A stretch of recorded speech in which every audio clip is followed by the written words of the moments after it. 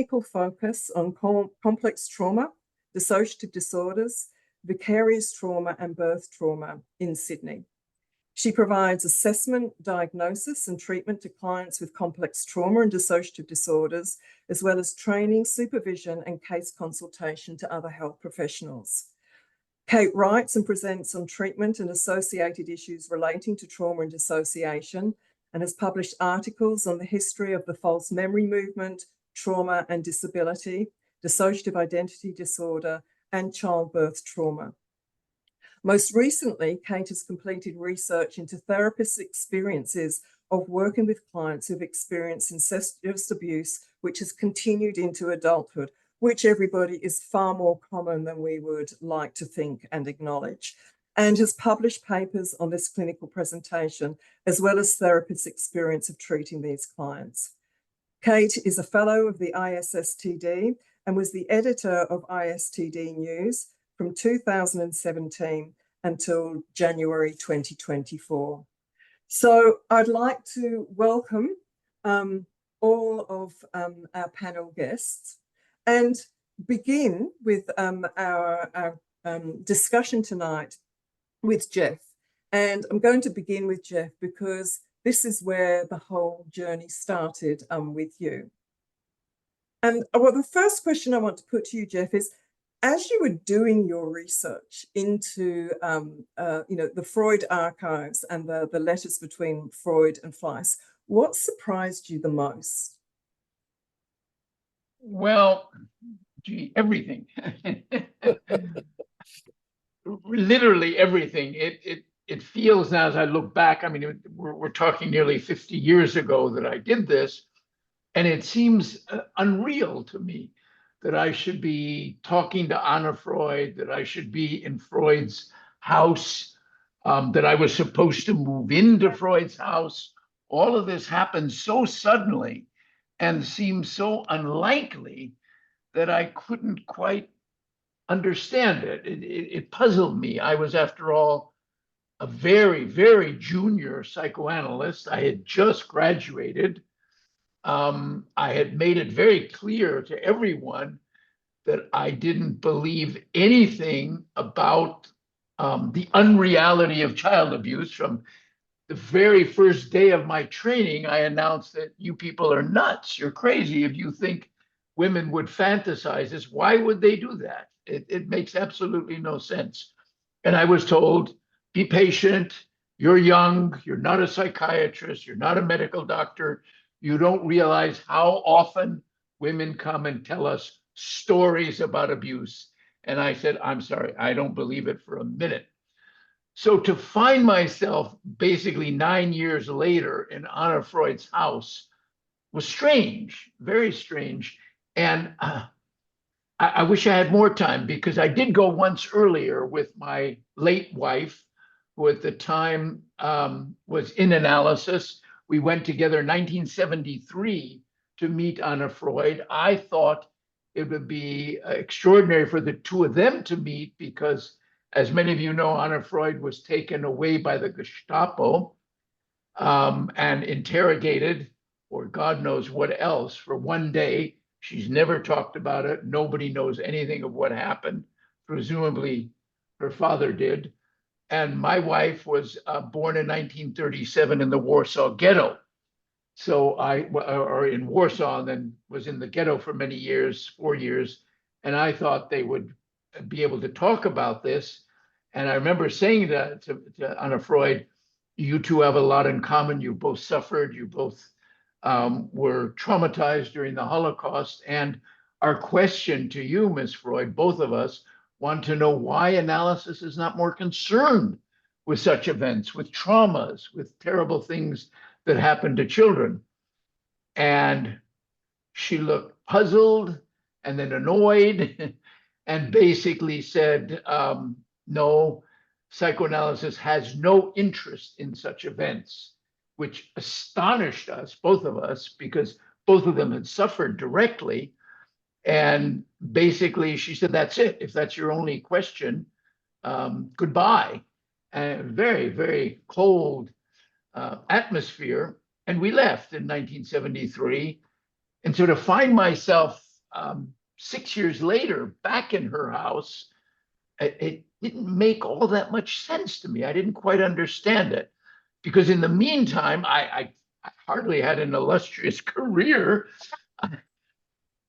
I had just given one paper. Well, I had written a few things about the reality of abuse, which made my analytic friends into non-friends. They did not like it. And one article I wrote with my wife at the time, Trauma, Memory, and Denial, was directly about child abuse. So, and when we were invited, when I moved to San Francisco and we were invited to give the paper, they wouldn't let my wife enter the room because she was not a psychoanalyst and this was clinical material that we were presenting. So she had to wait outside. And I had what I thought of as very close friends at the time, Edward Weinshell and Victor Kayla, very well-known senior analysts. And when I gave my paper, they basically laughed, literally laughed, and then also told me they could have nothing further to do with me because I had made the same basic error that Freud had made. So it's not as if this was unknown. And the puzzle to me, and I hope I can come back to this, is why did Anna Freud let me into the inner sanctum, her home? By the way, I have a theory that had something to do with dogs, but I'll leave that for a moment, because at one point she was being very cool and her dog came in and I started patting her dog and playing with her. Oh, she said, "You like dogs?" I said, "I love dogs." She said, "Sit down, we'll talk a little bit more." I think dogs saved me, but still the mystery remains. I said to her, "I want to understand more about your father's relationship to child sexual abuse. I want to know why he gave up what I thought was a magnificent theory." And she nonetheless, and I said, and in order to do that, I need to see the Freud fleece letters. These were the unpublished letters. So she had published in 1950 in German, 1954 in English, The Origins of Psychoanalysis. And these were the Freud fleece letters. But she left out 163 letters. And of course, and she said, I did it because they're personal, they're of no historic importance, and you'll just have to accept my word for it. Well, nobody wanted to accept her word for it, because how astonishing, there are 163 unknown letters by Freud lying somewhere in Anna Freud's house that nobody had seen, except Jones, who made a series of serious missteps and errors. In any event, for reasons still unknown to me, when I said I'd like to see them, she said, "Okay, I will give you 3 letters of your choice. You choose the dates. I'll give you those letters. They're written in this very difficult script. You'll have to have them transliterated into Latin, and go to Germany, go to Austria, learn some German, come back, and we'll talk again." And that's what happened. And when we came back, I was very lucky. First, there was, and I haven't told this before, I think, but I just remembered it as you, Naomi, were speaking. And Naomi, that was a wonderful introduction, really excellent. I don't really need to talk because you covered it. You gave it in a nutshell. And as you can see, I tend to wander. But I did have one very important, extraordinary experience in Paris. So I had read, and this was published, Freud had said, when I went to Paris, I saw things there of which medical science would prefer to take no notice. And I said to Anna Freud, "What did your father mean?" I love saying your father. Can't do that anymore. She's gone. But what a beautiful thing to tell somebody, "I want to know what your father, Sigmund Freud, meant by this." And she replied, "I have no idea." And I said, "Well, I'm going to go to Paris and I'm going to try and find out." So my father was French and I lived in Paris for a while. So I went to Paris and I went to the morgue, which is the place Freud was referring to. And I looked up the date that Freud was there. They keep very good records. And sure enough, a child had been raped and murdered on that day. So Freud saw this at the Paris morgue. And that's what he meant. There can be no doubt when he said, I saw things there of which medical science in Vienna would prefer to take no notice. And when I showed that to Anna Freud, she was quite impressed. She liked it. She said, well, you're doing good research. And then I said, look, I now have these 3 letters, and one of them to me that you left out of the published. Can you hear me okay? Yes, yes. Yeah. One of the letters you omitted, with all due respect, Miss Freud, is the most beautiful letter your father ever wrote. And that was a real gall. I mean, really, how could I say that to her? But she said, well, what do you mean? And I said, he gives a case history here of enormous scientific importance of a young girl who was anally raped by her father and nearly bled to death as a result. And your father says, poor child, what have they done to you? And he said, that will be the new motto of my new science of psychoanalysis. And I said to Ms. Freud, it gives me the chills to read it. It's the most beautiful cri de coeur coming from his heart that your father ever wrote. Why did you leave it out of the published version? And she said, because it wasn't true. I said, but how would you possibly know that? You're not that girl. How would you know what was true or not? And I didn't say, how dare you, but I said, how can you keep this from the public? The public has a right to know. You and I disagree. I think it's the most beautiful thing your father ever wrote. You think he was wrong. Let the public decide. And at that point, I would almost like to say that any normal person would have told me, goodbye, Mr. Masson. It's been a pleasure to meet you. We're on totally different levels. I hope we never meet again. But she didn't. She really didn't. So Jeff, let me ask you then. So, after sort of 40 odd years since all this, happened, is there anything that you have uncovered that might clear up this mystery of why Anna Freud chose? Yeah, I do, but maybe it's very recent. I've just hypothesized this in the last 2 weeks. I shared it with my friend Warwick, but I think nobody else. And so I'm happy to tell it now, or I can tell it later. It came about from looking again at this book. So I'm happy to tell it, or I can tell it to you later. What would you prefer? Well, look, if you can tell it in about 3 minutes before we move on to Warwick. Okay, I will. Then maybe we'll come back to this. So this is a book that was published in 1981 by Henry Kemp. You probably know his name. He started the Kemp Center. He's the person that discovered the battered child syndrome in 1963 with a psychoanalyst by the name of Brant Steele. That's a different story. In any event, 1981, he published this very difficult to obtain obscure book called Sexually Abused Children and Their Families. And lo and behold, there is a 2-page article there by Anna Freud. And at the end of those 2 short pages, she says sexual abuse, and especially incest, is not a fantasy. It happens all too often.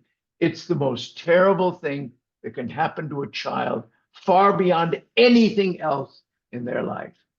And when I saw that, I was just astonished. And then it started to make sense to me. Because if she said that, which I have never seen cited by anyone, if she did say, which she did say that, and this was after she and I had been talking, could she have realized that in point of fact, she and I agreed on something very important, which she had never made public? And could that be the reason that she wanted me to have these letters? Because when you, as you pointed out, when I was completely demolished by everyone, every friend I had, every analyst, every psychiatrist, They called me terrible names. They would have nothing to do with me. They took away everything. Certainly, I was no longer going to live in her house. She could at that point, and she was under tremendous pressure to say, remove these letters from Masson. He is not the right person to translate and edit these letters. Yes, you made a promise him. So what? You changed your mind. He turns out to be a villain, have nothing to do with him. And they did tell her that. Masood Khan told her that. Eisler, many analysts called her. I know that. And she refused. She said, no, I will allow him to publish these letters, which is extraordinary.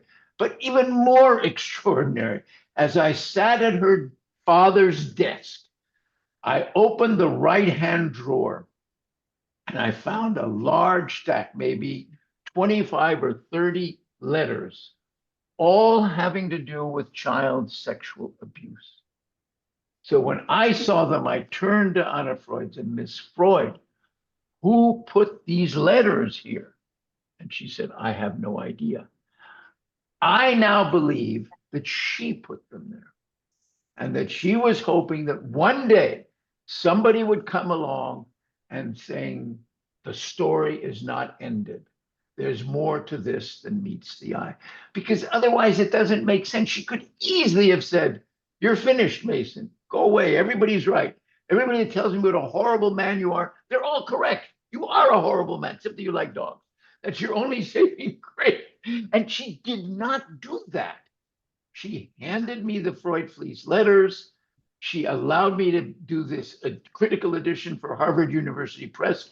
She gave me access to those 25 letters that were all about Sandor Ferenczi, Freud's favorite disciple, the most lovable analyst apparently that ever lived. Anna Freud adored him. Everybody adored him except Ernest Jones, and Warwick will probably tell you why. And this is a real life, mystery program. They should make a movie out of this. Yeah, it's exact. Now I have to tell you something. John Reed, who wrote one of the articles, said, Jeff, this is a novel. What are you waiting for? Well, we'll talk later about who should play you in the movie, Jeff. Thank you. Thank you so much for that. I'm going to, my pleasure. To move on now to Warwick. And Warwick, what I'd like to ask you is, when did you start to formulate views on Freud's so-called seduction theory? And how did they develop such that you came to the point of being invited by Jeff to put together this this book that we're discussing tonight, that reevaluates the assault on truth? Thank you, Naomi, and thank you for organising and hosting and moderating this unique event. In 1973, that same year that Jeff and Tony met Anna Freud, in that year I was an 18-year-old cadet midshipman at HMAS Creswell, Royal Australian Naval College. And I was, early in that year, January 73, I was going through what you would call a bit of an existential crisis. I had joined the Royal Australian Navy and had decided very rapidly that whilst many things I liked about the Navy, I did not want to make it a career. Now, this is where chance sort of comes along. In the Naval College canteen, just imagine the Naval College canteen as a place where you bought soap, lollies, newspapers, magazines, detergent, stuff like that. It's a very unexciting place. And apart from the glossy magazines and a few newspapers, they just kept a few books, and most of the books were, Larry and Stretch or something like that. And sitting on the top row of the shelf in the Naval College canteen was this book. This is the actual book. And it was not the sort of book that you would ever sell usually in a naval college. It was a 944-page tome on the life of Freud by Irving Stone called The Passions of the Mind. And yet I bought that book, and I was then immersed in that same reality that Freud was wrestling with, and Jeff was wrestling with, and those that were the pioneers of the modern dissociative field was wrestling with. People who heard voices, who gave histories of abuse, who had gaps in their memory, who switched into different states, etc. And when one looks at all of Freud's early cases, we're just filled with people with what we would now call complex trauma, dissociative disorders, somatization disorder, and so forth. And these were the people that Freud was grappling with back in the 1890s. And I was rather sort of captivated by Irving Stone's book. It's a great book. I bought it for $2.30 somewhere in about late January 1973, and by that massively assisted my existential crisis, because suddenly it became clear to me that was what I was going to be doing. I was going to leave the Navy, and I thought, well, closest way to this stuff is psychiatry. And this is true. This is complete naivety.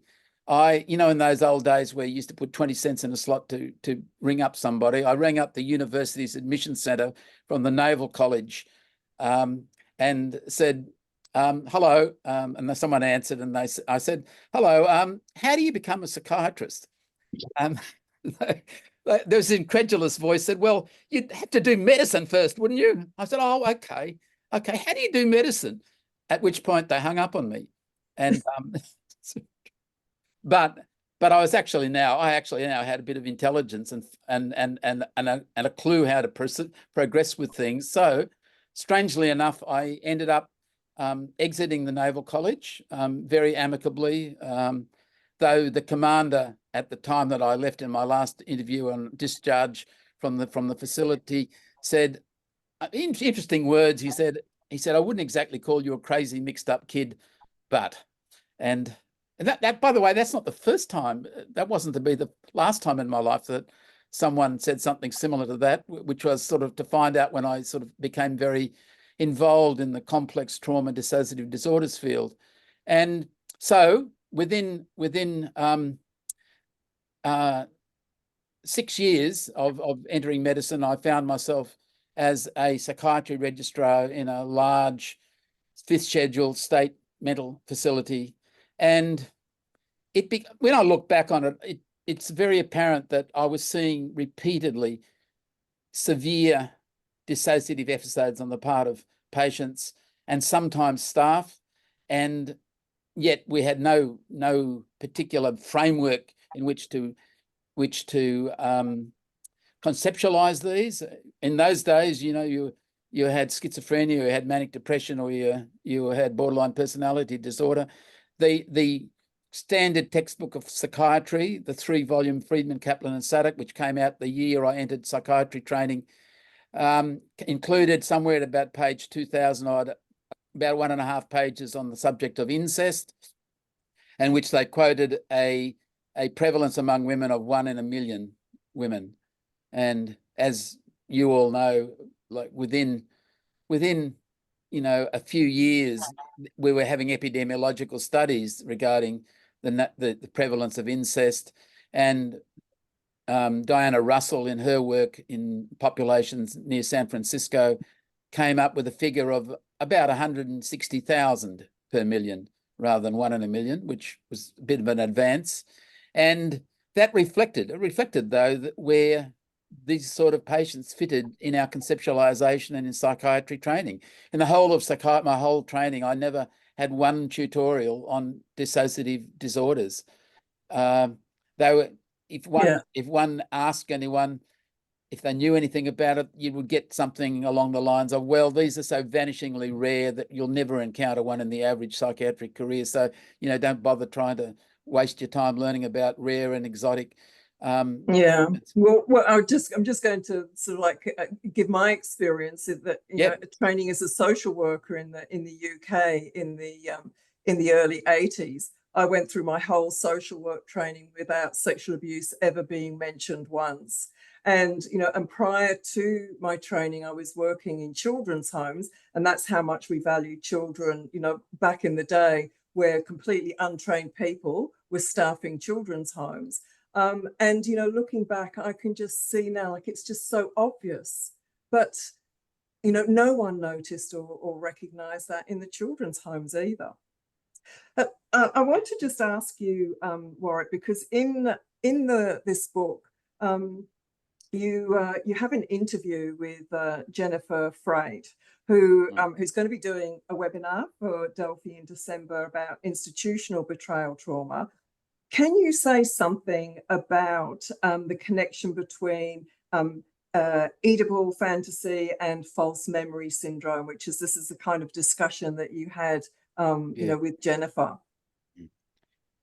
Well, they both represent I guess, a glitzy way of introducing some pseudoscientific concept that then masks the true nature and extent of abuse. And it's sort of interesting with Jennifer's a good friend of mine, but in fact, I had contact, I guess, with Jennifer's mother before I ever met Jennifer, because somewhere about 30 years ago, I, in respect to a newspaper article, made comment about the False Memory Syndrome Foundation and the nature of those that are on their scientific advisory board, which included one Ralph Unterweger, who was a Lutheran minister, also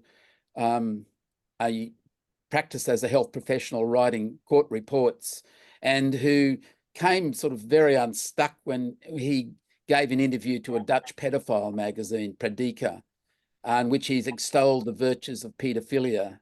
And I thought that this was reasonably concerning on behalf of an organisation called the False Memory Syndrome, that one of its four founders, which is Peter and Pamela Freud and Ralph Unterweger and Helida Wakefield, his wife, that one of them, in fact, Helida as well, made statements that were closely associated with support of paedophilia. And we just get, and that's been the history of the False Memory Syndrome Foundation down the years. I've kept check, for a long time on the membership of their advisory board, and it started out in sort of the organisation in 1992, and there was a fair bit of flurry, and there was extolling people to sue their therapists, and there were lawsuits that gained a lot of publicity, most of which were sort of run their course by the late 1990s, and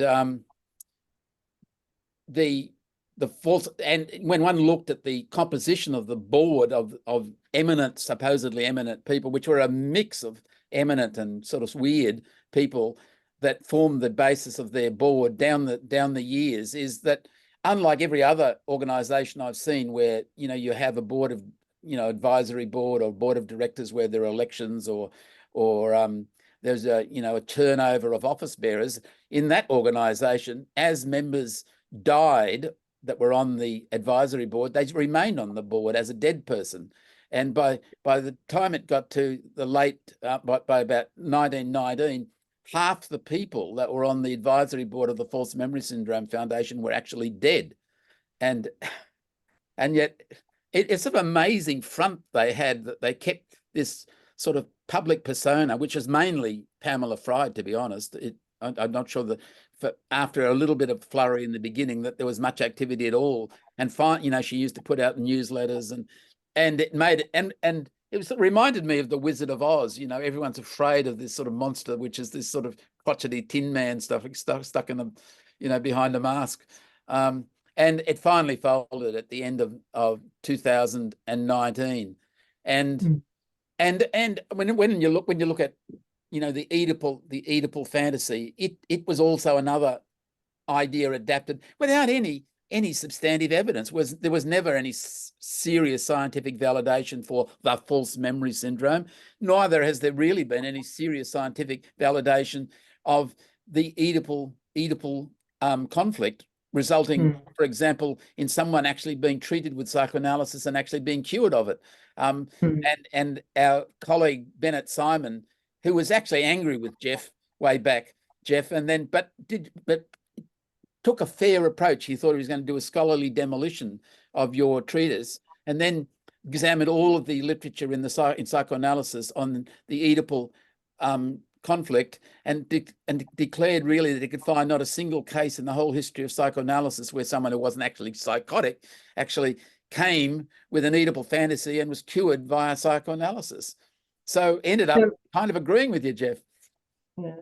And then, of course, the other thing too that, that is talked about at length in this book in various chapters is the amount of boundary violations that were happening in the field of psychoanalysis with Freud and his contemporaries, of sexual boundary violations, affairs, with sister-in-laws, treating the children of friends and colleagues. I mean, it's the Oedipal fantasy was really very convenient for a lot of people, wasn't it? Oh yes. Actually, the one thing I will just say, which again was something that was not given prominence until recent years, and I must also pay an acknowledgement to Arnold Rachman, who was a contributor to our book, one of the world's leading scholars on Sandor Ferenczi, and who sadly died 3 weeks ago. So he's posthumously thought of here in this meeting. But when one looks at all of the early analysts, it's hard to find one, what we now know, who wasn't themselves sexually abused as a child. Sigmund Freud was sexually abused. Sandor Ferenczi was sexually abused. Carl Jung was sexually abused. Otto Rank was sexually abused. And many of the others that weren't overtly sexually abused had incredibly disturbed parents. So it's fascinating that so many people came together around a theory that de-emphasized sexual abuse when they themselves had that issue, and some of them tenaciously clung to, as Jeff and I were discussing today, clung to that sort of belief system in Oedipal fantasy rather than deal with processing their own trauma. Yeah. Can I just make a comment, Naomi, about the syndrome? Just to pick up Warwick's point that the juggernaut of the false memory syndrome was driven along by, I think it was $7.3 million worth of donations from members and other people to basically used to propagate the message of false memory syndrome, and also to have lawyers and other people defend alleged perpetrators in court. So it was feared in many ways because it had so much financial grunt at the time of its height. Yeah. Well, money makes a lot of difference, doesn't it? By the way, just on that point, Freud was really into money. He liked money, and he liked lots of it, and he was not anyways shy about asking patients to make donations. And he charged like a wounded bull, Okay, well, look, thanks very much for that, Warwick. I'm now going to turn questions to Kate. And Kate, I am keenly aware that on a discussion about the denial of and the truth of sexual abuse of women and children, that you are the only female on this panel tonight. But I really want our audience to know that there are 5 female contributors to this book, but none of the others were in this time zone. So, Kate, you're the representative for the people that really were the victims of Freud's recanting of his theory. So I want to ask you, Kate, you and Martin write a little bit about your personal reactions to hearing of Freud's explanation of his patients' reports of sexual abuse, and how becoming trauma therapists gave you a new insight into Freud and Masson's expose of Freud's work. Could you tell us a little bit about your journey? What was that like for you? Yeah, sure. Thanks, Naomi. Martin, chime in, because I'm conscious like we co-wrote the chapter. I guess just hearing Jeff and Warwick talk, I'm sort of quite conscious that I suppose I came to it a little bit differently, in that I guess it was that little bit later in time when I think the reality of child sexual abuse was becoming more well known. But I also trained as a psychologist in a country where there's really very little background in traditional psychoanalysis. So I suppose that did colour things a little bit for me. And when we studied psychology, we did learn about Freud very briefly, but it was like 2 lectures. It was about the history of our field. And all my friends who were studying philosophy actually spent more time studying Freud than we did as psychology students. So I suppose it shaped my experience a little bit. And like there I was, like Warwick talks about, deciding to be a psychiatrist. Like no one in my family had finished school. I didn't even know what psychology was. And I was 17, 18, and the nun said, okay, all you girls go and tick a box to go into uni. So I asked one of my friends, what should I do? She goes, my sister's a psychologist. I reckon you'd like it because, you were into brains in biology. I mean, this is back in the day when we didn't even do neuropsychology at uni, so brains weren't in it. So there I was, 18, kind of sitting at uni learning about Freud. And I just thought, oh my goodness, like this guy's weird is what I really thought, to be honest. I just thought it was a very strange concept to think that reports of child sexual abuse were fantasy. I mean, I spent a lot of my childhood in a Catholic boarding school.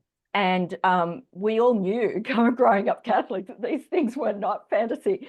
And one of the things that happens for girls in Catholic institutions is that we are surrounded by like really quite terrible cases of abuse, but we band together very strongly. And girls did share stories of things happening. We knew which kind of priests and brothers to avoid like the plague. So I guess it seemed so strange that someone would think it was a fantasy. So I suppose at first I just thought it was a little bit strange. I think I'm just thinking about it in terms of how I've gone since in thinking about Freud. And Jeff's book, of course. I read that later, obviously, and I was already working, I think, with trauma survivors, quite likely. And I thought it was an incredibly important book, like a very, very important book, and I still think it is. Jeff, I'll give a plug for your animal books as well. They're fantastic, but just this one, very important. In terms of my reactions, I was just thinking about it before. Obviously, it's 30 years since learning about Freud, I suppose. I think that I've always had a bit of a problem with the way the mental health field developed with a very strongly male-dominated voice. And the majority of patients seem to be quite voiceless females. And I've seen that quite a lot in the history of how theories were developed and so on, not just to do with sexual abuse. And I think it reinforced existing power imbalances, and it hasn't served women and children well. So that sort of side of how I felt about the field hasn't really changed that much. But over the years, I think I developed a broader interest in the history of female self-report in the health field in general. And I think that most people who report sexual abuse in the health sector are female, and I've come to see that there's parallels with the way other female-dominated experiences have been treated by the health field. And I think that is linked to the fact that historically our field's been dominated by men, although that's changing. So I think through the interest of that history, I guess I became a bit more tolerant of Freud, I suppose, and seeing him as from the era in which he came from. He was a man of his times. And I think, looking back now, I think I did have a simplistic view of his motivations. I think I just saw him as somebody who was only motivated to protect his professional prestige. But now, and I know Warwick's touched on this a bit, and I think you did too, Naomi, I feel it's more complex now. After years of being a trauma therapist, I've seen so many ways that people at all levels of society avoid facing and accepting trauma. I mean, Judith Herman's written about this quite famously. We approach and avoid trauma like we have PTSD, we approach and avoid, remember too much, remember too little. So now I wonder about Freud approaching trauma, then avoiding it, possibly even dissociating it. And then hearing Jeff talk about Anna, I just think, oh gosh, you see the whole approach and avoid. So I think Freud was grappling with the horror of child sexual abuse. And I suppose, unfortunately, for millions of women and children, he grappled with it for a bit too long and spent way too long thinking it was fantasy in the majority of cases.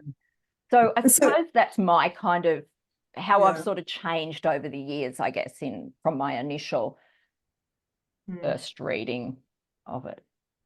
So in what ways, I mean, you talk about sort of like, you know, the long history of, you know, approaching and avoiding of trauma, of remembering, not remembering, of acknowledging and, you know, and denying. And obviously when we're working with clients, we see this, you know, we see this all the time. I'm wondering, you know, how do you think this sort of like, you know, history that we've seen with Freud sort of like approaching and avoiding, how do you think that is still affecting the practice of psychotherapy today? Yeah, I think Martin and I did talk a bit about this in the chapter, and I guess I can see it on an individual therapist level, because I think as therapists, we can struggle with our own capacity to handle trauma. Just as individuals in the room, we can struggle with how much we can, I guess, accept ourselves. Highly dissociative clients, I think, have this way of knowing and not knowing, and approach and deny that we can attune to in sessions, and we can feel their dissociative avoidance, and just like they can sometimes feel incredulous about the complexity of their inner world, so too can we. They often hope and wish that a particularly awful trauma memory isn't true. I so often have clients say, do you think I made it up? Was it just a dream? And I guess we're human. We can hope, you know, and wish something wasn't true, particularly in, you know, extremely awful cases of trauma. So we do talk a little bit about that in the book, and our need to be constantly vigilant and self-aware about our own reactions as therapists. And Naomi, it's funny, I remember when I had a case, I was seeing you in supervision actually, of a woman who just was not getting better. And you said to me, do you think she could be still being abused? And I was like, no, as if that would happen. Like, you know, no, that couldn't possibly. I mean, she's like 38 or something, you know, I can't remember her age now. And that was my own not wanting to accept that incestuous abuse could continue into adulthood. And lo and behold, Naomi was right. But anyway, that's just an example of how we all can just go, oh, no, you know. So then I think there's also the broader issue of avoidance in society. And we see this in our mental health system as a whole. I think we see it, and other systems, the police, the legal systems, we continue to avoid accepting the reality of some, you know, organized abuse, trafficking. I think we can see our own blind spots and avoidance in the way people like Warwick have struggled to get attention to the clinical issue of incestuous abuse that continues into adulthood. It just seems like that's something too horrific to face.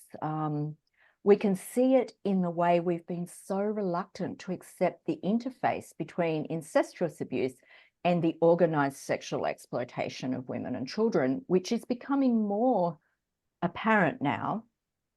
And I guess going back more clinically, we see it in the avoidance and denial of the most severe impacts of trauma, like dissociative amnesia and DID. So I sort of feel it's a little bit like our fields evolved to the point where we're less likely to deny that child abuse occurs. That can still happen, but it's less likely. But we can still turn away from the most severe impacts. It's almost like our brains can go, oh yeah, you had the trauma, but you didn't have those consequences. That's the bit you're kind of exaggerating. that, you know, really severe fractured personality, the amnesia. And I think, like, the avoidance of facing, learning about, and treating those most severe impacts of child sexual abuse is just another modern day blind spot. And we need to be constantly vigilant about those blind spots. And I think this is the other impact on us, is that as a field, we have to deal with an additional burden, and that's the burden of constantly defending ourselves, justifying ourselves, going into meetings and having to explain, no, DID is really not a very controversial diagnosis. It's been in all the diagnostic manuals for a very, very long time, and constantly defending ourselves. And I guess for us, one of the impacts in psychotherapy today is that that's burnout material for us. Like, we're already dealing with the most complex kind of cases, and then to have to constantly sort of justify our existence and the research, and, you know, that's really difficult. So I guess that's that's probably enough. Yeah, look, I mean, Martin might have other things to add, but anyway. But I think they're really good points, Kate. And I think, you know, the thing is that if you are in a situation where you are constant, as you say, having to sort of, like, you know, defend or to explain, that really takes its toll on you as a professional. And I think that, you know, that could then contribute to, you know, counter-transference reactions, and to, you know, for therapists to go into a little bit of denial, because it's too hard to keep on having to, you know, explain and justify the work that you're doing when so many people are in denial. And I want to sort of, like, take that a little bit further with you, Martin, because in your chapter with Kate, you talk about the fact that the doubting of the veracity of female testimony has roots that predate Judaism, Christianity, and, you know, and in Islam. So this is sort of like, you know, this is all pre-Freud. So, you know, it's got a very, very long history. In what ways do you, Martin, see the tropes about children and women's credibility still prevailing in society? Perhaps the first thing I'll say, Naomi, is that there's been some pretty incredible shifts since Jeff's book. In some ways, we have dedicated police services now that target childhood sexual abuse. They target online exploitation of children. There's adult sexual assault services.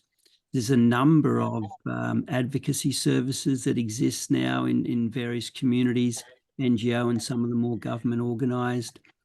We've got to a point where some societies around the world, including both Australian and New Zealand societies, have tolerated public royal commissions into institutional abuse and sexual abuse in organised settings.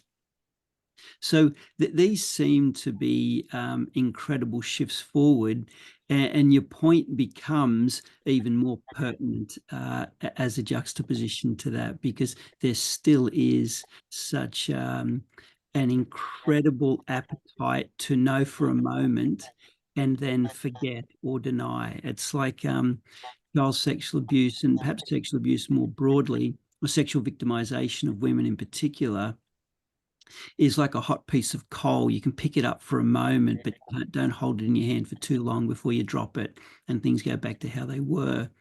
And so we have situations still where and movements like the Me Too movement really demonstrated this, that it takes a swell of women to actually have one woman heard.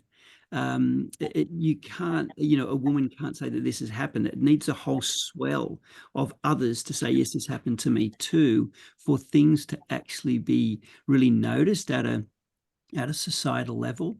So there's still this capacity to want to not see what's there, and because it's too difficult to to face. Jennifer Freud was picked up earlier in Warwick's interview, and you mentioned Naomi, and Warwick touched on it too. But you know, her concept of DAVO, that deny, attack, reverse, victim, and offender, she developed that only probably about 8 or 9 years ago, and it just highlights this dynamic that routinely happens in us human beings, where we find it too hard to face the reality of someone's painful truth that they've been sexually victimized by another, particularly when it comes to a powerful man. And you can go from a powerful, famous man to actually a powerful man in the house. And that also includes in church settings, scout settings, and the like. And I'm not just thinking about female victims, but also male victims as well. It's one of the points that Kate made in the chapter was just how that children probably have less, there's less trust from professionals and adults in children than there are in women. Women have historically been called hysteric and liars and fantasists, and children it's even worse. So we have these situations still where it's not enough to come forward. You need the whole weight of others behind you before anything much gets done. You know, the whole Jimmy Savile thing really shone a light on this, that people had known for years and years. Police services knew, various other people knew, nothing ever got done. The very recent case of Muhammad al-Fayed, it's turning out that his victimization of many young ladies and women were police and various other people within the system that he operated in were very well aware of this, and they won't believe these ladies and young women. So this still goes on, I think, in part because of how hot it is to handle these topics. And as Judith Herman said, it's very easy to take the position of the perpetrator. They really don't ask for anything except for us to just ignore and get on with our life. You talk, Martin, about all the social movements and the supports and resources that are available in the sort of in both sort of sexual assault and also domestic abuse. What about in terms of education for mental health professionals? How do you feel we're traveling with the amount of education that is happening in psychology courses or social work or psychiatry to educate up and coming mental health professionals around how common sexual abuse is, and also the impacts as well as how to support people working through it? With regard to training, particularly early on, so young medics and psychologists, social workers and the like, there seems to be indications that many people who go into those trainings have an appetite to know more about sexual abuse. And from the start, it's not particularly controversial. It's like, of course, this stuff happens. And so students often come in with an appetite to know. And seemingly as their journey goes on, it becomes harder and harder to accept the outcomes of childhood sexual abuse. So, and that's not necessarily just simply because of how hot it is to handle, but also because there's a whole system in place that really has us as mental health professionals turning our focus elsewhere, away from the impacts of traumatic stress, particularly childhood sexual abuse. So if we think about, at least in my area of clinical psychology, many of the undergrad psychology books still talk about the controversy about false memories and how much you can believe a person's report about sexual abuse. Now, this is in introductory textbooks for people studying psychology and also studying psychopathology courses in their undergrad degrees. They then go out into a world where, if you're in the health service, in many public health systems, the work that you are able to do with patients or clients is very time limited. It's very focused. So the idea that you could actually hear, validate, respond to, and help someone move towards better health after child abuse and neglect and the outcomes of that is extremely limited, and it's better actually to be focused on a particular symptom. So yeah, I appreciate that you've been sexually hurt when you were younger, but we really need to focus on this particular symptom. So there's this kind of this implicit invalidation of the individual and their experience, in a sense, a non-trauma informed care way of operating. I mean, there's that issue around just the limitation that people have in the public health system and sexual assault centres of working with people, I think is a really important one. I think the other side of that too is that it's one thing to be able to get to understand, to be open to how much sexual abuse there is in our society. It's a completely other issue to be sitting in front of someone who's disclosing those horrible stories and being able to respond to it. And I think that's and I think when you talk about just then, that's what made me think of it of focusing on a symptom, or it's like it's easier to focus on a symptom. Let's work on this symptom, and so that you can regulate yourself, not get so triggered, or whatever it is that you're working on, than actually engage with that person's experience. Yeah, there's in a sense a lot of systems move people away from focusing on the individual as a whole and their experience. Yeah. Adapted to that and into more compartmentalized ways of operating. So in terms of, as you say, a symptom focus, that really strips away the context a lot of the time, because whilst the clinician may be quite open to sexual abuse, the system around them doesn't really enable them to do a lot of that work. Well, thank you for that, Martin. I'm going to circle back to Jeff with one last question before we then sort of like open this up to any questions that our audience has.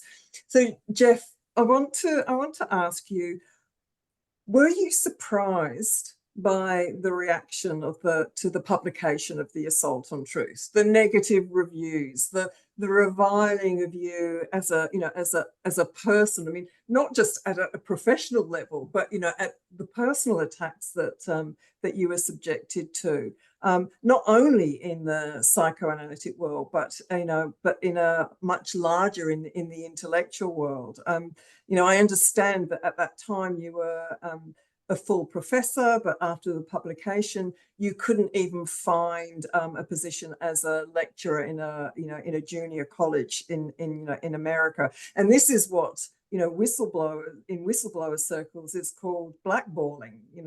When a whistleblower's professional reputation has been so ruined that it hinders their ability to obtain substantial, gainful, employment.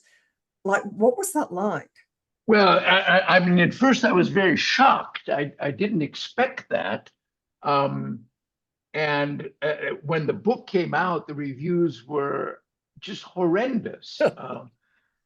This man should be forgotten. All he deserves is to be forgotten. He knows nothing. My closest friend, who then became the president of the International Psychoanalytic Association, said, I knew Jeff, he was no scholar. He had no clue of what he was writing about. It piled on. I mean, I had friends, analysts, who would see me and cross the street because they didn't want to be associated with me lest it would affect their standing in the psychoanalytic world. The only review I had that was wonderful was by Judith Herman. And we didn't know each other at the time. And she wrote in The Nation. And as far as I can remember, that was the only good review. And it made me realize, gee, there's a whole world of women out there. I don't know anything about this. And the women did come forward. So Louise Armstrong, who's not much remembered today, but wrote some wonderful, very early books on incest. Florence Rush was the very first person to do that as early as 1971. And we became quite friendly with one another. Diana Russell and I spent time together when she was doing her work on how many women, 38% of 2,500 women that she interviewed in San Francisco had been abused before the age of 18. 38%, think of that. And even Gloria Steinem came to, we visited, and she wrote a book based a lot on my work with Freud. And she says, strangely enough, all my books, everybody loves them. This book, nobody would read. And to this day, it's hardly known. I don't know why that should be. So, I mean, I learned about feminism from doing this, and I realized how even within the analytic world, there were women such as Muriel Gardner. I don't know if that name means anything to you. She was a very extraordinary woman, saved a lot of Jews in Austria. She was a close friend of Anna Freud, her closest friend probably, and knew Freud very well, was immensely wealthy, was able. She was married to the main anti-Nazi person at the time in Austria, and was able to get a lot of Jews out. And she was very, very helpful to me. And she told me once, sadly, she shook her head, said, Jeff, you're not really cut out for this, you know. I said, what do you mean? She said, well, you're the worst listener I've ever heard. All you like to do is talk, which is still true to this day. Don't do it. You do historical research. But it made me wonder, she was so warm and empathic. And I thought, there've got to be women. She was an analyst. There've got to be women who know, women analysts who know that what I'm saying is true because they've experienced it on their own body. Why aren't they speaking up? Why is nobody within that? I'm sorry to call it this, but I'm afraid it is a kind of cult. And when the master pronounces something, even when you know that master is not wearing clothes, you can't say, no, it's not true. Or you will find yourself outside of that. And when it's a profession, as psychoanalysis was, and remember in the 50s, 60s, and 70s, it was an important profession. Every main psychiatrist in every hospital had to be an analyst. It was considered very prestigious. Now, let me say one thing in Freud's favor. First of all, you called him dishonest. And I wouldn't call it that. I think he did have a loss of courage. Whether or not he knew that what he was saying was not true, we'll probably never know.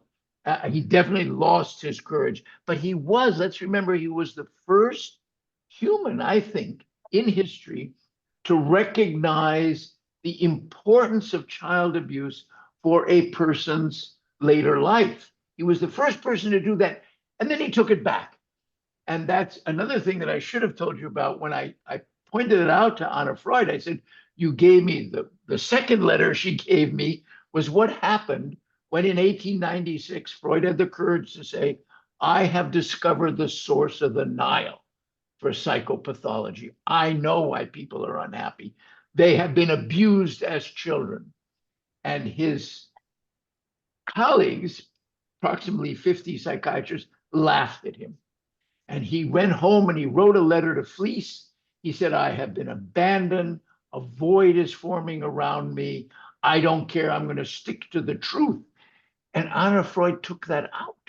And I said, Miss Freud, why would you remove this courageous stance of your father? And he said, because it makes him sound paranoid. And I said, but he wasn't paranoid. He was prescient. He saw what was happening. And for a few years, he had the courage to recognize that this was true. And so the big question is, why did he retreat? What happened? Possibly we'll never know exactly, unless some document suddenly turns up in the left-hand drawer of Freud's desk and he said, I'm going to tell you what happened to me. But I could see what happened to me, what happened to Freud, what happened to Robert Fliess. Wilhelm Fliess had a son, and that son became a prominent analyst in New York. And the day that that son announced that he had been abused by his father, Wilhelm Fliess, he was thrown out of the Analytic Society, moved to upstate New York, and his widow was incredibly helpful to me because she was so glad. She literally cried when I went to see her. You're the first person who recognized. And he was the analyst of many of the most prominent analysts in New York, Leonard Shengold, soul murder. But the minute he said, it's real, it happened to me, my father did it, they said, we don't want anything to do with you. So it really, it's very strong. I mean, it's hard, I think, for some of you who are not as old as me to recognize how much anger and how much vituperation anybody, a woman, of course, but from within the field, somebody like me who stood up, I mean, they literally wanted to, I was like a Mike Pence, they wanted to hang me. Get him, hang him, bring out the gallows. Well, actually, you can understand that by looking what's happening in American politics with Trump today. Anybody who says, look, you're a liar, you're a fabulous, you're totally insane, from within his crowd, they'll get death threats.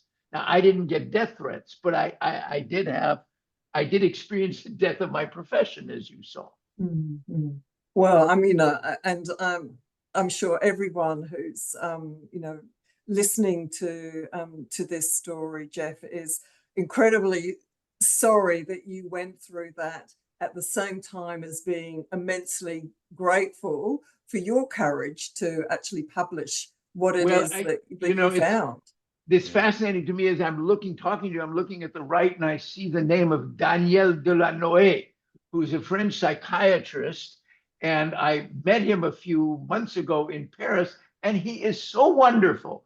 And it's a whole new group of young psychiatrists coming out and say, of course, these things happen. He wrote a beautiful book against spanking children, against violence toward children around the world, very scholarly book. And he was so sympathetic. There were a number of people there who wrote about incest, men and women, who came to me. And when I first went to Paris for my book, they literally laughed me off the stage. Literally, they said, where are these letters you claim to have translated? I said, well, they're in the Library of Congress. No, monsieur, ces lettres n'existent pas. These letters don't even exist. You're a fabulist, you're a liar.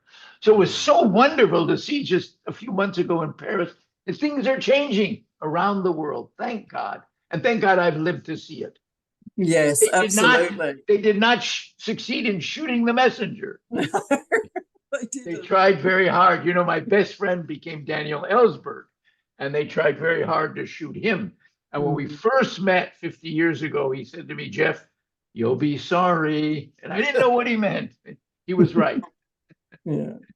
Well, look, that's, I'm glad you didn't get shot, Jeff. I'm going to just now open this up to anybody who has questions. So I'm just going to quickly go through the chat box to see. So there's a comment that there's still a lot of denial about sexual abuse of older women in service providers and health professionals. And and I think and also I don't know if anyone saw the program last week around this woman who was in an aged care home who was being really abused by the healthcare service, that the home that she was in, them trying to get her out. I mean, there's all kinds of different abuse that happens to aged in aged care. So I think that is important to acknowledge. There's another comment. It's remarkable how many older adults, especially women, disclose sexual abuse and rape in their very old age. I heard an example of a woman who feared death, and not because of death itself, but she feared she would meet her childhood abuser in the afterlife. Wow, that is an incredible fear to be, to be carrying. Does anyone? There's comments. I'm just wondering if anyone has a question that they'd like to ask. I was just offer a comment, and Jeff and I have had this discussion before, and it's a sort of it's an interesting perspective. But Jeff, considering what happened, Sandor Ferenczi, who was kicked to the curb, died in obscurity, was declared insane by the official biographer of the movement. And then what happened to Robert Fleiss, who, as you said, was exiled pretty much and denied teaching rights, etc., and died again in obscurity. I mean, what made you think that when you went down a generally similar path that it would be different for you? Yes, you're right. I was just foolish, ignorant, young. It never occurred to me. I remember the first time I was in Munich, and I gave the talk about Sándor Ferenczi, who is my hero, by the way, because he presented his paper to Freud. You know the story, but the others may not. And Freud listened to him and basically said, "You're out of your mind." He read to him his confusion of tongues between parents and adults, between children and adults, which has to be one of the great classical papers about the reality of child abuse. And Freud listened in silence and then said, basically, "You're out of your mind." And Ferenczi was so deeply hurt that he literally died within a year, I believe, of a broken heart. He just couldn't bear to hear that. And when I gave this paper about Ferenczi, because I found so many interesting unknown letters, well, unpublished letters that Anna Freud gave me, she loved Ferenczi. Everybody loved him, except Ernest Jones, because he knew that Ernest Jones was abusing young girls. He knew that story as his analyst. In any event, when I went to Munich and told this, gave a paper in German about Ferenczi, the man in the chair, who was an adolescent psychiatrist and with whom I'd been very friendly, we went skiing with his family the week before, he got up and he was shaking and he said, "We have a law here in Germany that if a man is psychotic and is a danger to himself or to others, he can be forcibly put into a psychiatric asylum as long as 2 psychiatrists attest to this. I'm the first who will say that Masson is entirely paranoid and should be put in a mental hospital. Do I have somebody who will second it?" And I laughed, thinking, making the point that people think this kind of truth, that to believe it, you must be insane. But he was serious. He wanted me put in a mental asylum. I thought, oh my God, thank God I got out of here. Dangerous profession for me. So yes, Warwick, I should have been more attentive to what I was doing. I was naive. I just didn't understand it. And to this day, it's still somewhat mysterious to me. It's very rare. I've never heard any woman say outright, "You're crazy," for believing children. It's very unusual. 1 or 2, but very, very rare. Whereas almost all the men I met for years and years and years would say this. So times are changing, thank God. Yes, well, things are changing, and I think that we might end on that note, that things are changing, and and I want to thank you first of all, Jeff, for for writing The Assault on Truth and for really sort of like bringing this to the attention and all the roll-on effects and how it coincided with the feminist movement and the trauma and dissociation field. That it's been a really, really important contribution to where we're at now in terms of acknowledging and working with victim survivors of sexual abuse. So I want to thank you. I also would like to thank the other panel members, Warwick and Kate and Martin, for your chapters that you've contributed to this wonderful volume. Highly recommend people do get it. It's a really interesting read. And thank you for being here tonight to share your knowledge, your insights.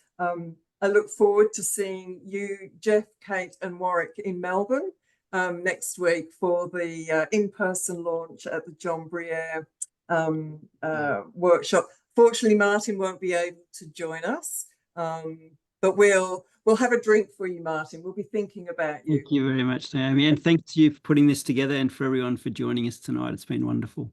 Thank you. Thanks, Naomi. And so thank you everybody for joining us. You will be receiving the recording tomorrow, so you can watch it again for any parts if you came in late and didn't get to see it all. Have a lovely evening, stay safe, and look forward to seeing you online another time. Thank you, everybody. Bye for now. Thank you.